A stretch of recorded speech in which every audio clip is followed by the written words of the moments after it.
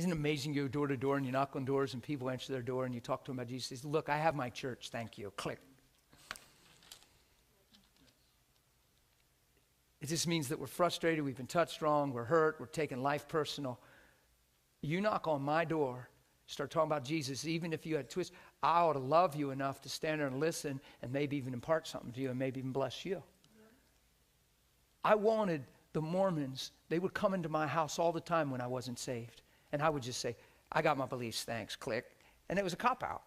Now I'm saved, I want the Mormons to come to my house so bad. I'm like, I just want to love on these guys and talk to them and find out where they're coming from. I didn't want to confront them. I didn't want to challenge them. I finally had a way, I could finally respond from the heart instead of just slam the door on them. And one day, I'm moving this girl, a whole bunch of Christians were moving this girl. And they were talking about these Mormons came to the house. And I said, I never had. They'd come to my house all the time when I wasn't saved. And I didn't have nothing to say, so I'd slam the door on them. Now, I would love them to come to my house. They'd never come to my house. That afternoon, my doorbell rings. It's Mormons. The same afternoon. Wow. And I had the time of my life talking to them. And they shared, and it's good to know the word because they're trained to respond to everything you say. And it's amazing they couldn't respond. Those two boys were shaking on my porch. Shaking. You should have no idea how powerful it was. I crawled over my railing as they were backing out, leaving. They were heading. I said, no, boys. I crawled right out off my railing down over the yard. I said, this is the neighborhood I live in. I pray for. I said that I love on. I said, I don't want you. I don't suggest you knock on any more doors when you're so shook in what you even believe.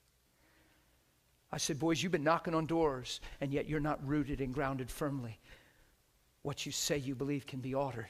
I said, right now you're not sure. Please don't knock on another door. And I'm following them down the street. I'm not exaggerating. And the next day, 2 senior elders are at my door, and tears came in my eyes. And I said, I would like to rejoice that you're here. But I understand you're only here to find out what I said that so shook your little disciple boys so you can better train them against a fellow like me. It's the only reason you're on my porch. And I had tears in my eyes. They weren't on my porch because they wanted to hear and understand. They were on my porch to better train and prepare. I said, well, then let's get it on.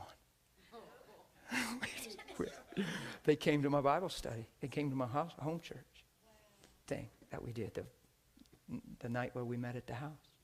And I invited them. And here's what I asked them. I said, you give me one thing you have in Jesus that I don't have. I'm going to tell you in a minute what I have in Jesus. Then you give me one thing I don't, and I'm all ears. And after I was done, they told me why I couldn't have those things instead of telling me what I didn't have. And then I said, well, maybe you ought to come to my house tonight, and you'll see I have all those things. See, it sounds like a challenge. It's not. It's Elisha and Mount Carmel. God moved in word of knowledge. Some people got filled with Holy Spirit, and we never prayed. We just come and fill them, Holy Spirit, etc. We never laid hands on them or anything. They're over there. Another lady's foot gets healed. We had a word of knowledge, and they just sat there like this the whole time.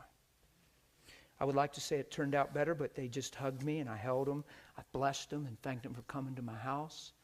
And you're always welcome here. And I smiled, and they left. I have never seen a Mormon on my street door to door since that day. I think we're X'd off the map or something. But that's okay, because it's my neighborhood. So if they didn't convert, if they didn't yield, if they didn't, then at least they're not on the block. I'd rather it have been the other way. But they're not on my neighbor's doors anymore. I've not seen them one time since then. Guys, that's 14 years ago.